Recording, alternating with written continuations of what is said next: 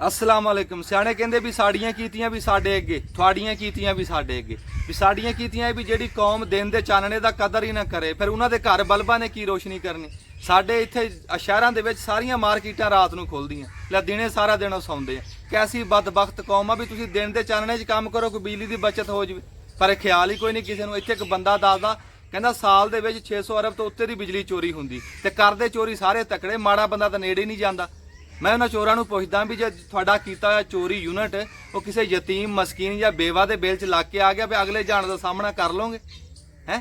ਫਿਰ ਸਾਡੀ ਕੌਮ ਐਸੀ ਊਤ ਆ ਵੀ ਉਹ ਸਿਆਣੇ ਕਹਿੰਦੇ ਵੀ ਚੰਦਰਾ ਗਵਾਣ ਨਾ ਹੋਵੇ, ਲਾਈ ਲੱਖ ਖਸਮ ਨਾ ਹੋਵੇ। ਦੇਖਾ ਦੇਖੀ ਲਾ ਵਾਪੜਾ ਦੇ ਮੁਲਾਜ਼ਮ ਜਿਹੜੇ ਆਪਣੀਆਂ ਬੱਚਿਆਂ ਦੀ ਰੋਜ਼ੀ ਕਮਾਉਂਦੇ ਫਿਰਦੇ ਇੰਨੀ ਗਰਮੀ ਦੇ ਵਿੱਚ, ਲਾ ਉਹਨਾਂ ਦੇ ਗਿਰੇਬਾਨ ਫੜੀ ਜਾਂਦੇ।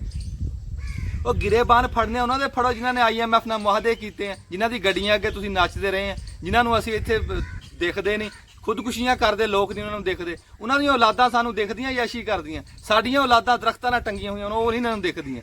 ਇੱਕ ਬੀਬੀ ਉਹਨੇ 2 ਬੱਚਿਆਂ ਨੂੰ ਜ਼ਹਿਰ ਦਿੱਤੀ, ਫਿਰ ਉਹਨੇ ਆਪ ਖਾਧੀ।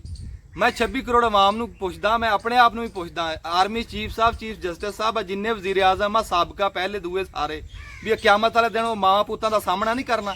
ਮੈਦਾਨੇ ਹਸ਼ਰ ਦੇ ਵਿੱਚ ਤਾਂ 에ਅਰਪੋਰਟ ਵੀ ਹੈ ਜਿਹੜਾ ਚੜ੍ਹ ਕੇ ਤੁਸੀਂ ਕਿਤੇ ਅਯਾਸ਼ੀ ਕਰਨ ਚਲੇ ਜਾਓਗੇ ਜਾਂ ਉੱਥੋਂ ਭਾਜੋ, ਨਸਲ ਨਹੀਂ ਦੇਣਾ ਉਹਨਾਂ ਨੇ, ਉੱਥੇ ਜਵਾਬ ਦੇਣਾ ਪੈਣਾ। ਹਾਂਜੀ, ਮੈਂ ਉੱਥੇ ਸਲਾਬ ਜ਼ਦਗਾਨ 'ਚ ਗਿਆ, ਉੱਥੇ ਇੱਕ ਬੀਬੀ ਦੇ ਸੱਪ ਲੜਿਆ, ਉਹ ਦਵਾਈ ਲੈ ਕੇ ਗਏ, ਉਹ ਕਹਿੰਦੀ ਦਵਾਈ ਰਹਿਣ ਤੋਂ ਮੇਰਾ ਬਿੱਲ ਜਮ੍ਹਾਂ ਕਰਾ ਦਿਓ। ਅਸੀਂ ਇਸ ਧਰਤੀ ਨਾਲ ਬੜੇ ਮੁਖਲਸ ਹਾਂ, ਅਸੀਂ ਇਹਦੇ ਵਾਸਤੇ ਜਾਨ ਦੇ ਸਕਦੇ ਹਾਂ, ਜਾਨ ਲੈ ਸਕਦੇ ਹਾਂ। ਰਿਆਸਤ ਦੇ ਜਿਹੜੇ ਹਕੂਕ ਆ ਉਹ ਸਾਡੇ ਤੇ ਪੂਰੇ ਕਰ ਰਹੀ ਹੈ, ਪਰ ਰਿਆਸਤ ਦੇ ਵੀ ਕੋਈ ਫਰਜ਼ ਬਣਦੇ ਉਹ ਵੀ ਆਪਣੇ ਪੂਰੇ ਕਰੇ। ਕਿੰਨੇ ਦਿਨ ਹੋ ਗਏ ਗਰੀਬ ਆ ਬਿੱਲਾਂ ਪਿੱਛੇ ਪਿੱਟਦੇ ਫਿਰਦੇ ਆ, ਪਰ ਕੋਈ ਸੁਣਦਾ ਕੋਈ ਨਹੀਂ। ਸਾਡੇ ਇੱਥੇ ਅਮੀਰ ਗਰੀਬ ਦਾ ਫਰਕ ਇੰਨਾ ਪੈ ਗਿਆ ਵੀ ਗਰੀਬ ਦੀ ਗੱਲ ਅਮੀਰ ਦੇ ਸਮਝ 'ਚ ਹੀ ਨਹੀਂ ਆਉਂਦੀ। ਅਲੀਟ ਤਬਕਾ ਉਹ ਅਮੀਰ ਤੋਂ ਅਮੀਰ ਹੋ ਗਿਆ, ਉਹਨੂੰ ਸਾਡੀ ਗੱਲ ਉਹਦੇ ਸਮਝ 'ਚ ਕਿੱਥੋਂ ਆਣੀ। ਉਹ ਹੁਣ ਅੱਗੋਂ ਜਵਾਬ ਦਿੰਦੇ ਆ ਆਪਣੀ ਸਮਝ ਦੇ ਮੁਤਾਬਕ। ਉਹ ਕਹਿੰਦੇ ਵੀ ਐਵੇਂ ਭੌਂਕਦੇ ਆ ਇਹ। ਉਹ ਜਿੱਦਾਂ ਕੋਈ ਪ੍ਰਾਪਰਟੀ ਡੀਲਰ ਨਾਲ ਉਹਨੂੰ ਕਿਸੇ ਨੇ ਪੁੱਛਿਆ ਵੀ 9 ਮਈ ਨੂੰ ਜਿਹੜਾ ਰੌਲਾ ਪਿਆ ਕਾਇਦ ਆਜ਼ਮ ਰਹਿਮਤੁল্লাਹ ਅਲੈਹ ਦੇ ਘਰ ਦੇ, ਵੀ ਤੇਰੇ ਹਿਸਾਬ ਨਾਲ ਕਿਵੇਂ?